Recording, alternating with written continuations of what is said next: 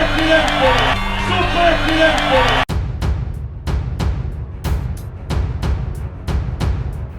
La palabra tuvo poder y el milagro, lo imposible, la voz del pueblo se sintió y contra todo pronóstico, por fin Colombia tuvo la oportunidad de tener un gobierno con aires socialistas.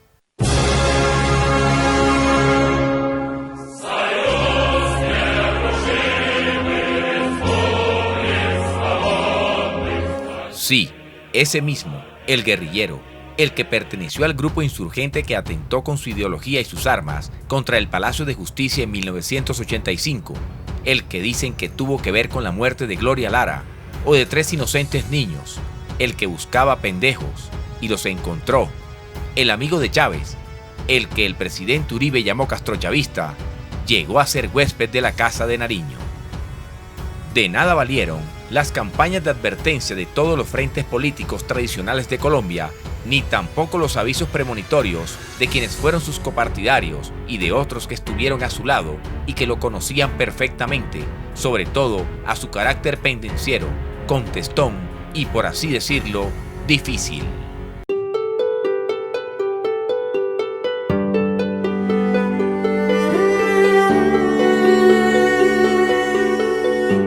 Ese 27 de mayo de 2018 llegó a la presidencia con casi 60 años Gustavo Petro Urrego, o mejor, alias Aureliano, como se le conoció en el M-19. Y el país que anhelaba un cambio ante 200 años de presunta corrupción y supuestos malos manejos de los pasados gobiernos, estalló en júbilo como cuando Fidel Castro llegó a La Habana ese 1 de enero de 1959. Una vez posesionado el presidente alias Aureliano, como le empezaron a decir cariñosamente, así como a Chávez le dijeron Candanga, o a Rodrigo Londoño Timochenko, o a Ernesto Guevara, el Che, convocó de inmediato una Asamblea Nacional Constituyente para que el pueblo en pleno éxtasis y obnubilado por las ideas del nuevo mandatario saliera a decidir sobre las radicales reformas que debía implementarse en la forma de gobierno y en la política colombiana. Así fue como lo primero que se logra con la aprobación de la Constituyente fue el cambio de nombre de la República de Colombia a República Ecológica y Social Colombia Humana,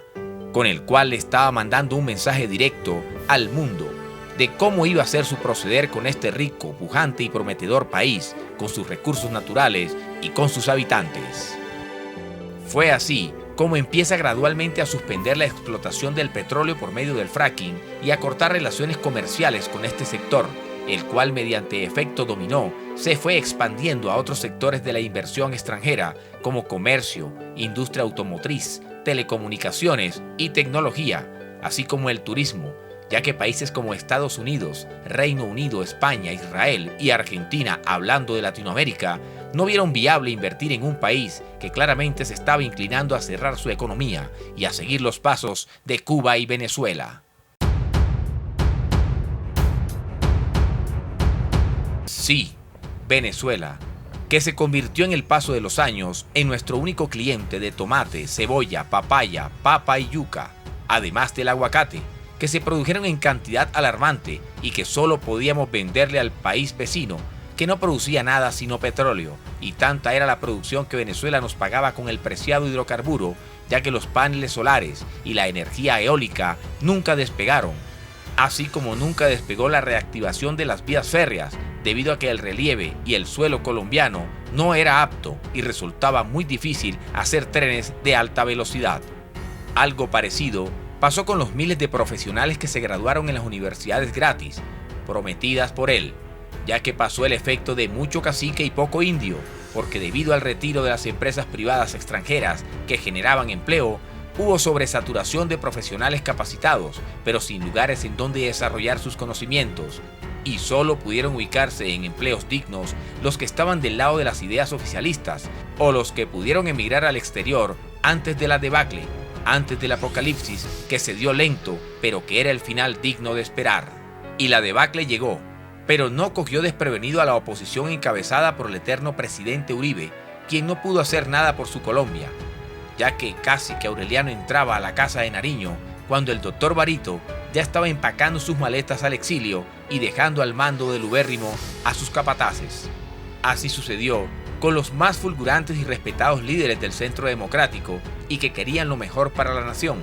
como Óscar Iván Zuluaga, Iván Duque, Luis Alfredo Ramos, injustamente encarcelado por nexos con falsos paramilitares, y Paloma Valencia, una aguerrida senadora que amaba a su país y lo quería lejos de cualquier mandato o políticas socialistas, tanto que hubiera dado su vida por defenderlo, pero no, hasta ella tuvo que abrir sus alas y salir volando. También sucedió lo mismo con otros prestigiosos y respetados políticos de tradición y de reconocido trabajo por la antigua Colombia, por la cual trabajaron e hicieron obras importantes tanto en la infraestructura como en lo social, donde regalaron casas al pueblo. Tal es el caso de Germán Vargas Lleras, Humberto de la Calle, Sergio Fajardo y hasta reconocidos líderes de izquierda como Jorge Robledo, los cuales tuvieron que emigrar a otro lado.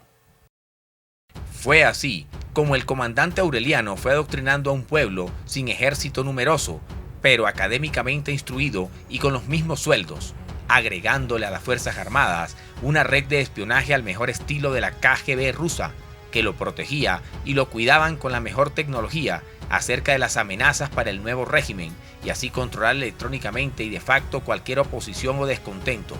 Así nacieron los colectivos humanos, que no eran más que guardianes armados secretos de la Colombia humana. Ya casi a las puertas de la cuarta década de los 2000, la Colombia del respeto y buen gobierno, el país de mano firme y corazón grande, desapareció, porque para desgracia de los uribistas y de la gente de derecha, se convirtió en el país de la mano quebrada, porque aprobaron cosas como la legalización de la marihuana, así como el matrimonio entre personas del mismo sexo, al igual que adopción de hijos por parte de dichas parejas. Cosas que acabaron con la moral que tenía como política el país desde su creación y también acabaron con la vida de personas que lucharon en contra del hombre con hombre o mujer con mujer o de la misma forma y en el sentido contrario, como sucedió con la del célebre y más honesto procurador Alejandro Ordóñez, el cual murió de un infarto fulminante al ver a Colombia convertida en Locombia. Quiero que así siempre nos sigan apoyando porque el carnaval quien lo vive es quien lo goza.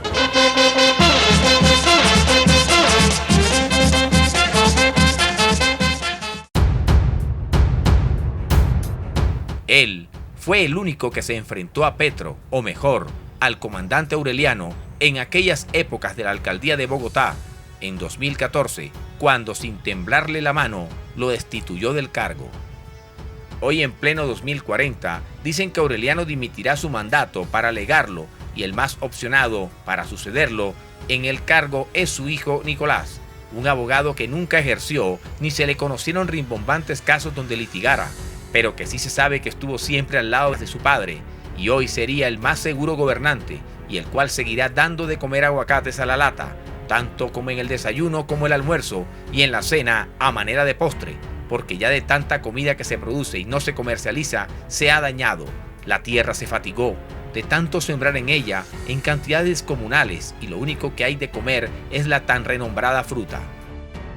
Quizá hambre no estamos pasando aún, pero ya Venezuela no nos vende petróleo porque sencillamente no hay. Las reservas mundiales se acabaron y como no sirvió la energía solar porque nunca hubo dinero para desarrollarla correctamente o la poca que se implementó abarcó solo el 30% del territorio y el agua por un inevitable cambio climático nunca pudimos conservar, nos vemos ahora abocados a largos racionamientos eléctricos que atrasan la poca industria que queda y desmejoran cada día la producción de alimentos y por qué no decir ya se está pasando hasta sed. Cabe destacar la poca movilidad y facilidad de transportarse en las ciudades. Por ejemplo, Bogotá, que hoy está sin metro elevado porque se escogió la forma de hacerlo, pero subterráneo, fue un fracaso. Lo correcto era hacerlo elevado, como decía Enrique Peñalosa, el último alcalde que quiso de verdad a la capital y que con Transmilenio y ese metro elevado iba a ponerla como la mejor ciudad en cuanto a desplazamiento de sus habitantes en toda Latinoamérica. Igual pasó con la implementación de trenes a nivel nacional, debido a que Aureliano mostró una vez más su incapacidad de administrar y le dedicaron muchos años a su estudio para ponerlo en marcha. De esta forma, se destinaron muchos recursos para esto y se descuidó la red vial 4G que tanto le costó al país y que hoy son caminos de herradura que solo en caballos podemos transitar. Hoy la República Ecológica y Social Colombia Humana no es más que un país de la Edad Media. sin relaciones internacionales, sin tecnología, sin una economía en incremento, sino más bien un país estancado, lleno de intelectuales varados que ya están empezando a pasar física hambre. Sin San Andrés y Providencia, que fue regalada por Aureliano a su amigo el presidente de Nicaragua, quien precisamente le ayudó a financiar su campaña para presidente, así como lo hizo también el venezolano Nicolás Maduro. Dicen algunos traidores al régimen que Aureliano y su familia tienen mucho dinero guardado en paraísos fiscales, que los políticos y cómplices de él sí viven bien y tienen helicópteros privados que los hacen pasar como del gobierno y no tener que transitar en las pésimas vías, y los que ya tienen listos también ante un golpe de estado o incursión extranjera sendos lugares para vivir refugiados, los cuales serían el Líbano, donde no existe el tratado de extradición con Colombia, o la China, Rusia y hasta Cuba, países con los cuales se hicieron algunas relaciones comerciales al inicio del proceso de la Colombia humana, pero que al final y a la luz de hoy se les debe más que a la madre. Viejos copartidarios del presidente Uribe, paisas berracos, gente que le gusta trabajar en medio de la soledad y la clandestinidad del ubérrimo, y con el apoyo desde el exterior de Tomás y Jerónimo Uribe, están tramando una posible separación de Antioquia, uno de los departamentos más pujantes, por allá en el año 2018, y el cual fue arruinado y atacado desde sus inicios por el régimen de Aureliano.